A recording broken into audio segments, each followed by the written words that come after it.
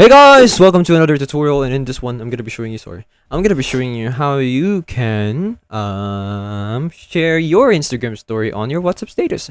Now it's very simple to be able to share your Instagram story in your WhatsApp status. But of course what you need to do is to post an Instagram story, and you go over here to your story on the top left side of your Instagram page on your Instagram app, and then you click on the plus button to add your Instagram story, and then you just have to choose which one you add on your Instagram story. For instance, this one over here, I've already posted an Instagram story, so I can just open it. I'm just turn up my volume.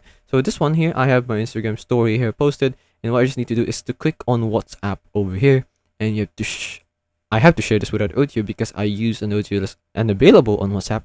So that's really not a problem. So I'm just gonna click on share without audio, or just share. It just appears there, and as you can see, I have here, I can choose whoever can see my status updates, and I'm just gonna leave that on my contacts and just click on send, and then that will share it on my WhatsApp as a status update, like this one.